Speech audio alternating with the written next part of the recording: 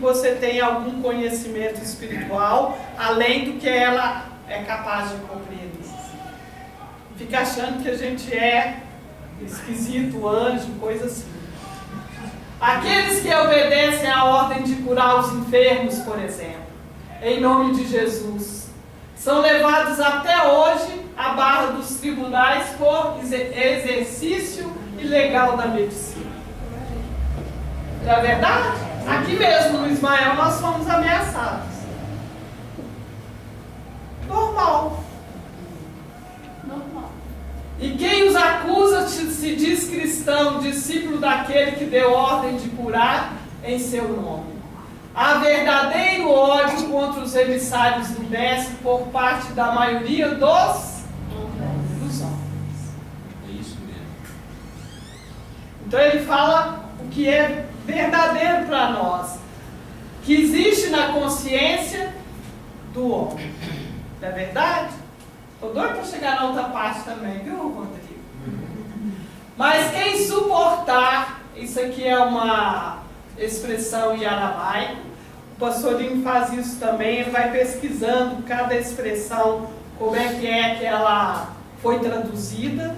Então, várias vezes eu sou bom encontrar uma citação enorme para dizer como que ele achou o suportar. Falava vários idiomas. É. Mas quem suportar, ter paciência, perseverança diante de uma dificuldade, sem arredar o pé, persistir, então suportar tudo até o fim, esse será salvo, esse será liberto das dores. Não é por acaso que nós também somos testados, não é verdade? Julgados. Pode referir-se aqui ao fim, ao término das perseguições ou ao final dessa existência terrena. Pode ser o término de um ciclo da sua vida ou até o término da sua existência física aqui nesse planeta. Também o término de um ciclo de provações, igual a gente viu o André falando da mulher encurvada, lembra? Ele fala que terminou o ciclo dela. Ela não pediu para ser curada, ele percebeu que já havia acabado aquele ciclo de enfermidade, então ele a liberta. Quando, porém, vos perseguirem numa cidade, fugi para onde? Porque em verdade vos digo que não acabareis de percorrer as cidades de Israel antes que venha o Filho do Homem. Essa passagem é belíssima, que encerra essa parte dos avisos. Está igual o Marco Túlio, cadê? Marco está na testa. E os avisos? Os avisos. Então os emissários também receberam os avisos. Ele diz que vai ao texto dos homens na igreja Curandares. Aí quando termina o texto, o padre fala, desaviso. Aí é mais meia hora. Era batizar, casar meia. Aí, antes que venha o Filho do Homem. Antes que venha o Filho do O Homem. Filho do Homem não é Jesus? Vejamos. Vejamos.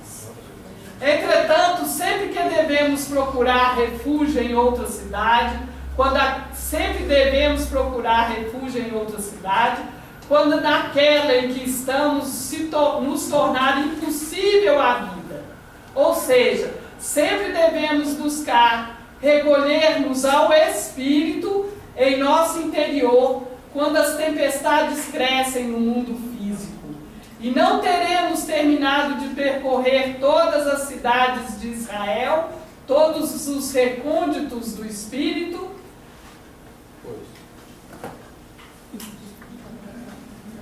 Israel, antes disso virá o Filho do Homem, de completar todo o nosso caminho evolutivo, pois antes disso virá o Filho do Homem, e encontraremos o Cristo interno. Esse é o Filho do Homem. A frase cidade de Israel é terminologia iniciática que exprime simbolicamente o percurso evolutivo do homem. Bacana. Maravilhoso, não é? Ok.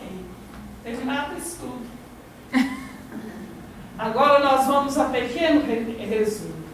E vamos trazer isso para a nossa vida cotidiana, para o nosso eu interior.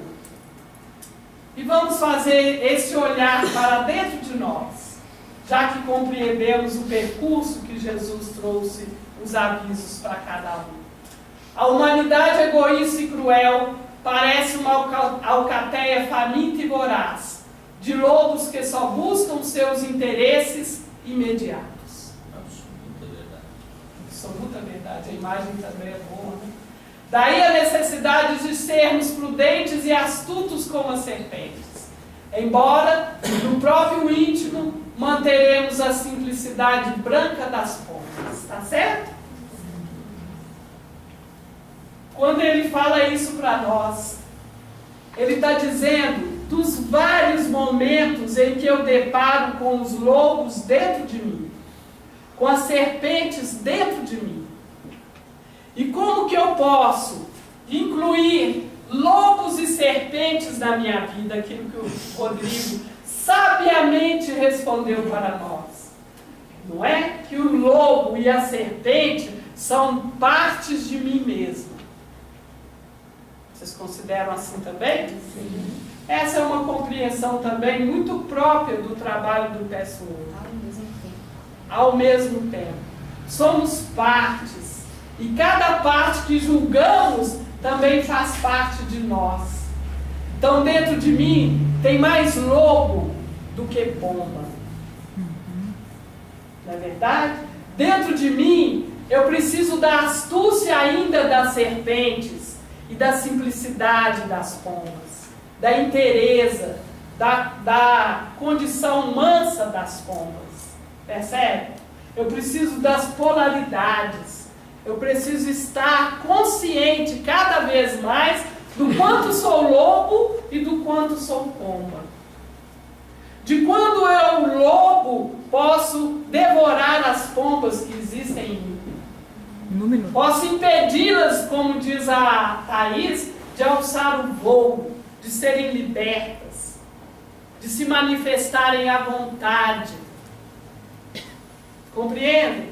Aquele momento que o lobo dentro de mim diz: não faça isso, não ajude o fulano, não dê essa colher de chá para ele. Porque dentro de mim, a pomba que quer ser um espírito livre e manifestar a bondade que aprendo no exercício cristão, é devorada. Olha, mas no decorrer dos tempos, um aprendizado, o ser humano não pode ir passando de lobo e serpente a pomba, não? Um decorrer. Só no versículo 23. Depois que ele visitar grande parte das cidades de Israel. Vou adiantar para você. Depois que ele visitar grande parte de seu percurso evolutivo como homem. Ah, lá no final ele vai falar isso. Vai, sem dúvida. Entenderam isso? Sim. Tá. Esse diálogo, esse aprendizado da minha parte pomba com a minha parte lobo vai continuar por um bom tempo. E eu vou usar da astúcia das serpentes, eu vou dar bote, eu vou acalmar os meus lobos com segurança, conhecendo, olhando, encarando eles. Sabendo que existe em mim uma parte devoradora. E sabendo que existe em mim também uma parte mansa, pacífica, conhecedora do aprendizado espiritual. Percebe? Os homens perseguirão a personalidade. Lembra do outro versículo? Que a gente vai ser perseguido? Os homens perseguem a personalidade do emissário, levando-os aos tribunais. Mas o espírito deverá manter-se forte e inabalável em suas convicções, servindo-lhe de testemunho de que o espírito é superior à matéria, à individualidade maior que a personalidade. Como que vocês acham que a gente persegue a personalidade do emissário? Igual Paulo que perseguiu. Igual Paulo que perseguiu, não? Muito simples. Eu vou dizer para você. Sabe aquele estudo que você fez aqui hoje, Thaís? ficou uma droga. E ela, que trabalhou intensamente, que traz aquele calor todo, vai fazer o quê? Na personalidade. É igual pegar um alfinetinho no nosso balão. É facílimo. É só mexer com a nossa vaidade, com o nosso orgulho, que a personalidade do emissário, ó, se entrega. É só dizer para você assim, aquele espírito que você canalizou só falou bobagem. Eu me entrego fácil. Aí você fala assim, não, agora não canalizo mais. Não é? Agora não vou fazer mais nada. Não é assim? É sutil. O emissário fica completamente atordoado. Isso aí que você pensa é filosofia cristã. Você precisa conhecer um pouco mais da filosofia. Como diz Caetano, filosofar só é possível em alemão. Heidegger. O que mais? Nietzsche. Kierkegaard. Hegel. Isso é que é filosofia. Aí você fala, nossa, não sei nem falar esses nomes. Eu realmente sou pouco instruída. Não é verdade? Isso o que faz com a personalidade do emissário? Como diz o Luciano Huck, é facílimo. Porque a personalidade responde ao aspecto físico, material da vida, ao eu inferior. O aspecto da individualidade é o espírito, o eu superior. Aí quando eu falo, seu estudo estava lindo, você fala... É assim mesmo. Não é verdade? E aí, Jesus tem uma resposta maravilhosa para isso. O que ele disse, Rodrigo? Aparta de mim, Satanás. Elogiou. E Chico é muito claro nisso. Ele diz, não elogie os velhos, porque a vaidade do emissário atinge a sua personalidade e ele muitas vezes fracassa. É a pedra de tropeço. Então a perseguição ao emissário, facílima. É só desacreditá-lo. É só mexer com o ego. Não é verdade? Nos embates com as autoridades, a personalidade do emissário será assistida pelo Espírito do Pai, que nele habita, o Cristo interno, a centelha divina, que lhe ditará as palavras que deverão ser proferidas. Olha o que acontece com a personalidade do emissário, que está ligado, conectado com a espiritualidade. Quando ele é levado às autoridades, qualquer que seja, ao juiz, ao vizinho lá que achou que você roubou o negócio dele, né? Qualquer um deles, quem vai falar através de você é o Cristo interno, aquele registro de Deus que há em você. Certo?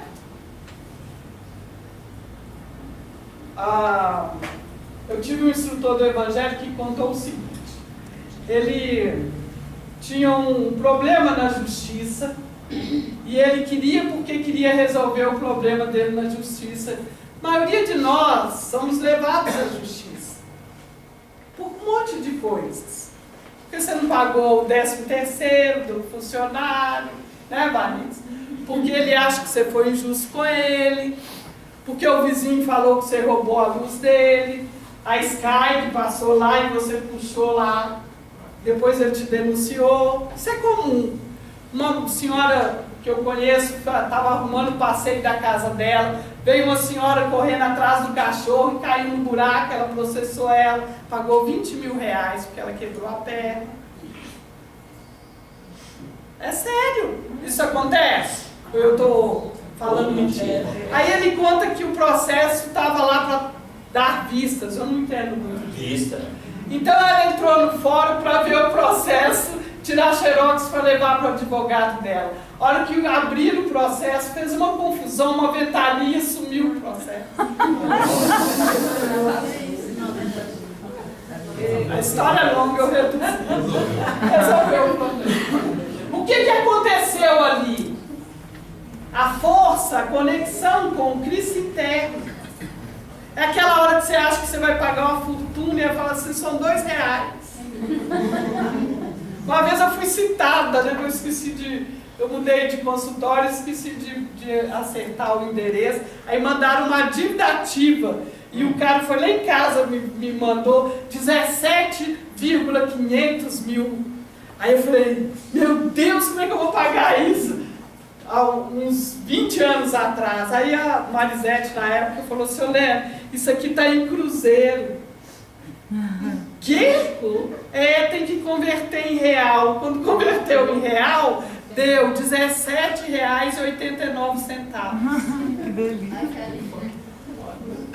Pude pagar, né? E mudar o endereço. Compreendemos, no entanto, que governadores e reis não são apenas políticos profanos, mas também as autoridades religiosas de seus credos. E a gente joga muita responsabilidade para eles, não te fala? O problema é a Dilma. Não é assim? E serão também aqueles que, não compreendendo o alcance de sua atuação em certos setores, os acusam levianamente. Eu preciso fazer um ajuste com a lei.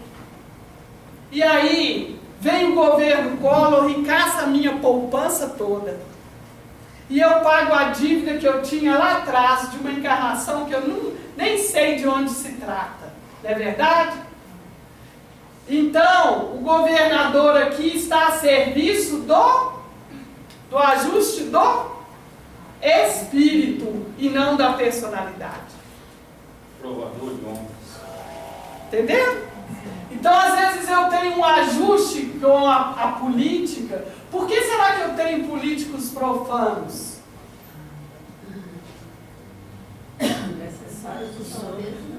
Porque o nosso povo ainda precisa de um tipo de justiça distorcido. Porque ainda temos internamente justiças distorcidas. Quando nós não formos mais, não tivermos dentro de nós um critério de justiça distorcido, não tem mais político distorcido. Não é? Já visitamos várias cidades de Israel. É por isso que ele fala aqui, ó, e ele fala que são também as pessoas dos credos religiosos, que atuam aí como governadores e reis, quando nós achamos que ser budista, que ser espírita, que ser evangélico são categorias. Tem gente que acha, inclusive, que é nível de evolução espiritual, que lá nos evangélicos não tem ninguém espiritualizado. Você acha isso também, Fabio? Eu não. Nós é que fazemos separações, usamos da autoridade religiosa e dos credos e defendemos e achamos que aquilo é a maior maravilha. Só é maravilha para mim. Se for maravilha para mim, serve qualquer credo. Se fizer maravilhas em mim, maravilhoso. Se me ajudar a mudar um vício qualquer, beleza. Como a gente vê hoje nas cadeias, a atuação dos evangélicos, não é mesmo? Atuando e resgatando almas, de onde? De um estágio para o outro. A natureza não dá salto. De uma cidade para a outra. Compreende? No entanto, não é só de estranhos, mas os próprios parentes mais chegados é que virão e vão te atacar. O que bota a mão no prato comigo, este sim me trairá. Quem disse isso? Jesus.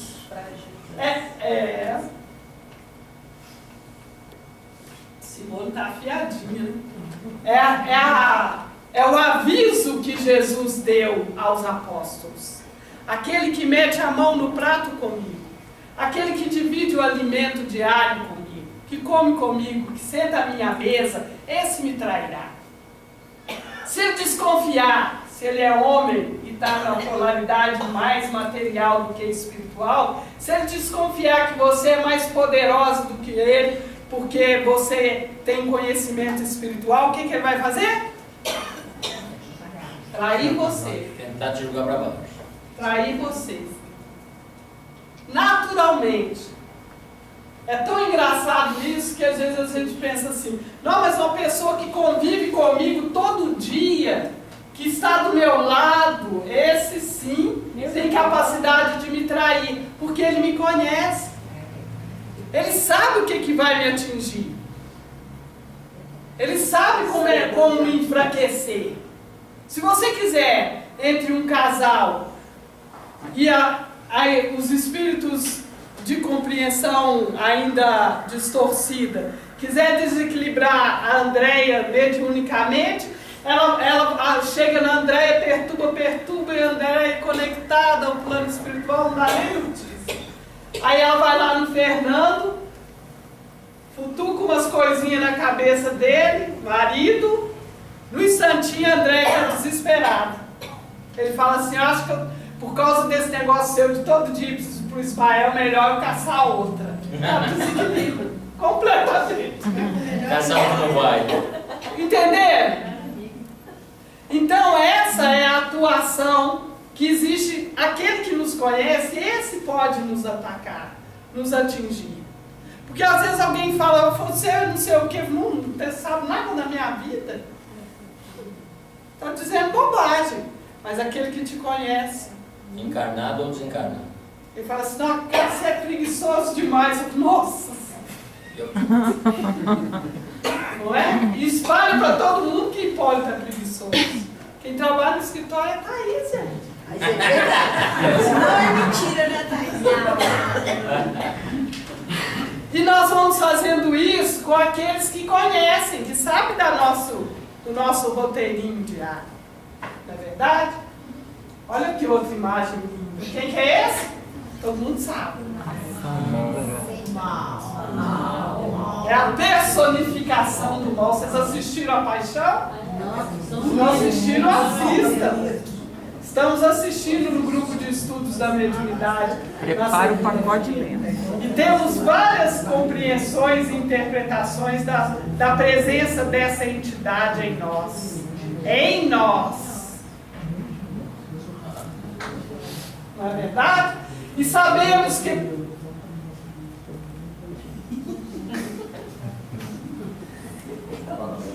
Algum problema?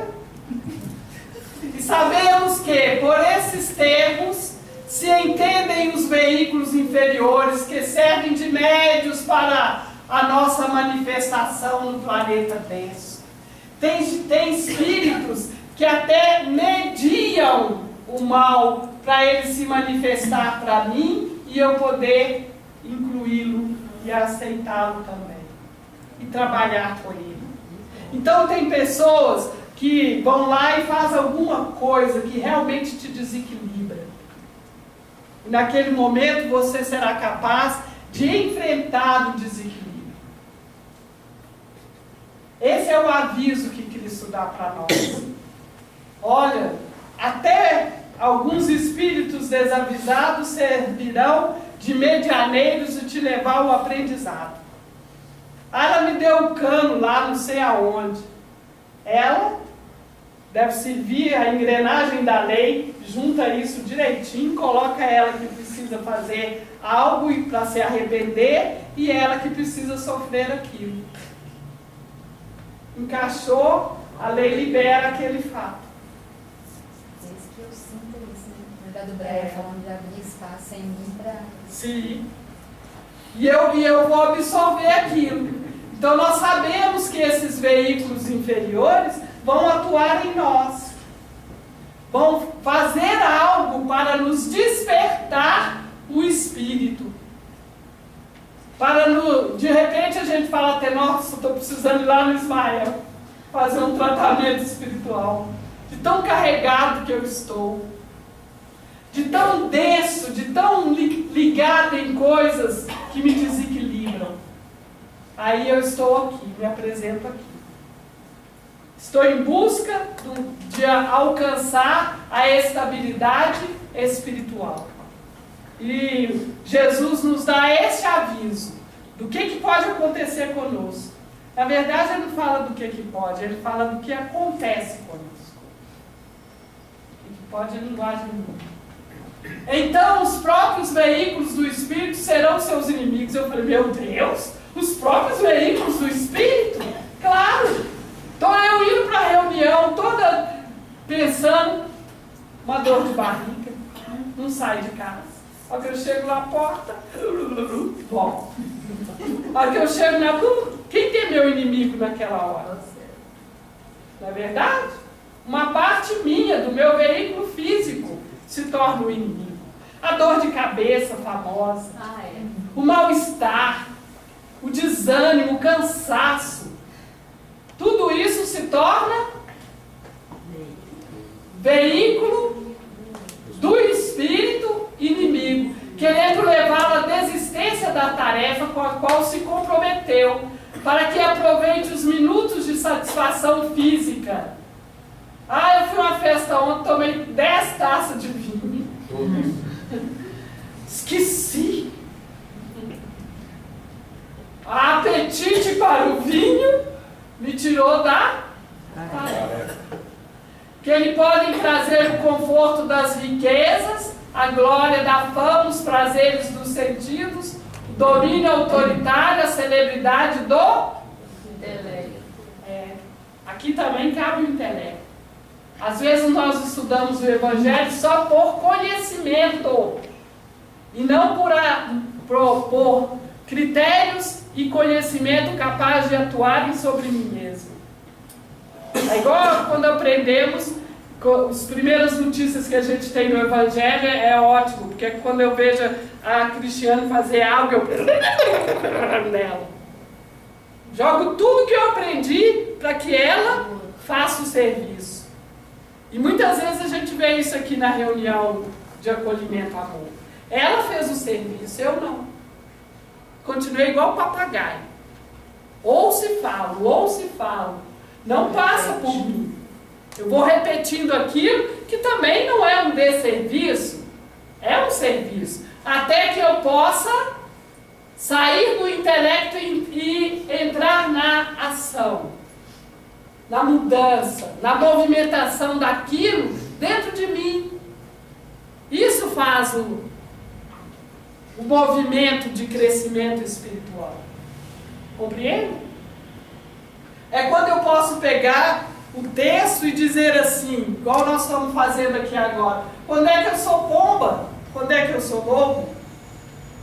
Tudo e todos se levantarão quanto à boa intenção do emissário de cumprir sua tarefa, que será içada de dificuldades sempre crescentes e inamovíveis, podendo chegar até a causar-lhe a morte. Olha aqui, dificuldades sempre não vai diminuir, ela vai aumentar. Se você venceu um grau de dificuldade, prepare-se para um outro grau de dificuldade. Porque você se tornou fortalecido naquela provação, ela não atua mais sobre você. E você então pode entrar num outro nível. E só aqueles que suportarem até o fim as lutas poderão conseguir a vitória. Quando que ela chega para nós? Entretanto, sempre que devemos procurar refúgio em outra cidade,